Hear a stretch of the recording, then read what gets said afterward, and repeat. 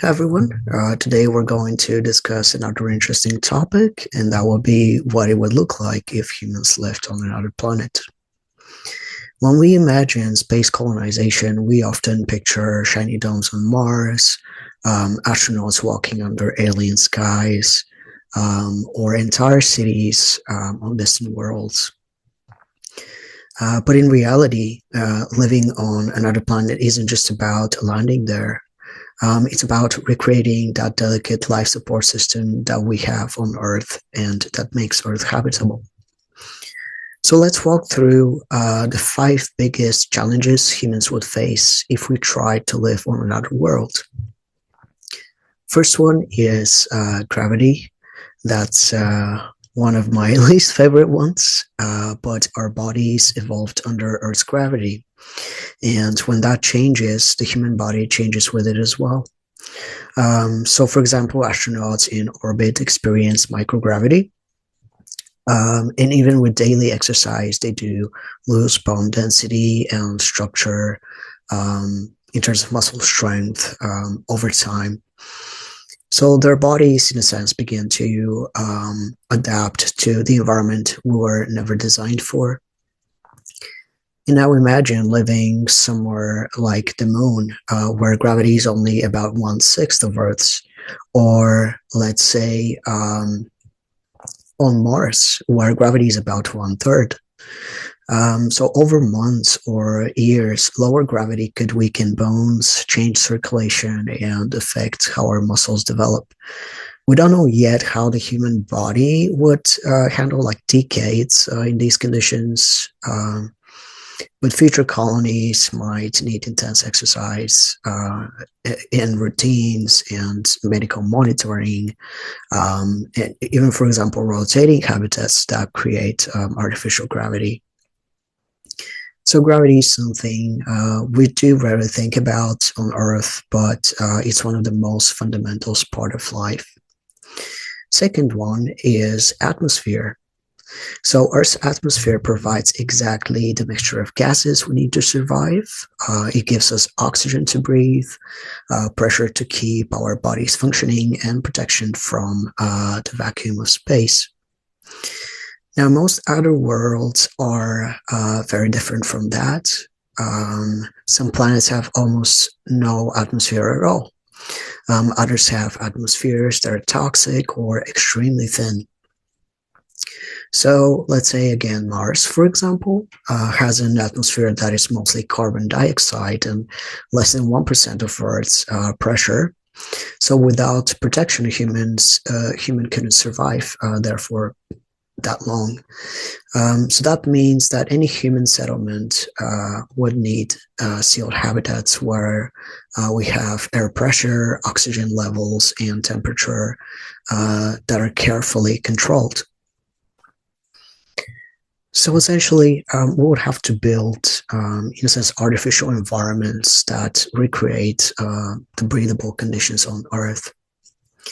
Third one is radiation, which is a big one. And in a sense, Earth is protected by two invisible shields. The first is our thick atmosphere, and we have second one, which is Earth's magnetic field. So together they protect us from harmful radiation coming from the sun and from deep space. But many other worlds don't have these protections. Without them, cosmic radiation becomes a serious health risk. And over time, that can damage cells and increase the risk of cancer. To stay safe, future settlers might need to live underground or inside natural lava tubes or beneath thick layers of soil or rock that block radiation. Some scientists even imagine building like habitats covered with several meters of regolith, the dust and rock that covers many planetary surfaces. Now, moving on to number 4, and that is temperature and environment. Earth's climate is relatively gentle compared to the most places in the solar system. Many worlds are extremely hostile. And Mars has, for example, an average temperature around minus 60 degrees Celsius. The moon experiences dramatic swings between intense heat and extreme cold, and Venus is so hot that its surface could melt lead, for example. So any long-term human settlement would need carefully controlled habitats that regulate temperature, manage energy, and protect against harsh environmental conditions. In many ways, a colony would function more like a giant life support machine rather than a traditional city. And now, fifth one, which is food, water, and ecosystem. On Earth, we depend on incredibly complex ecosystem that recycles air, water, and nutrients. On other planets, those systems don't really exist. So a colony would need to create a closed life support loop.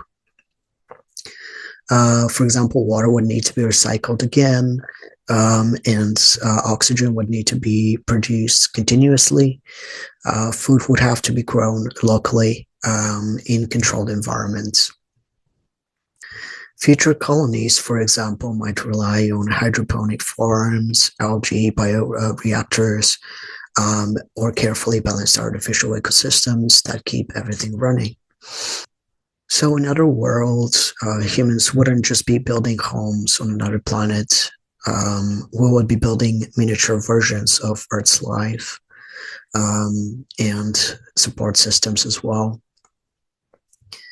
So, in closing, what would it actually take to live on another planet? It would take gravity solutions, controlled atmospheres, radiation protection, environmental control, and sustainable ecosystems. In short, it would be rebuilding the essential conditions on Earth, somewhere far away from Earth itself. Living on another world isn't impossible, but it's one of the most complex engineering challenges humanity has ever imagined. And if we ever succeed, it won't be just a new chapter in space exploration. It will be a moment that humanity truly becomes multi-planet species. So thanks for joining me on a night study, reporting and exploring space. And until next time, stay curious about the universe and take care.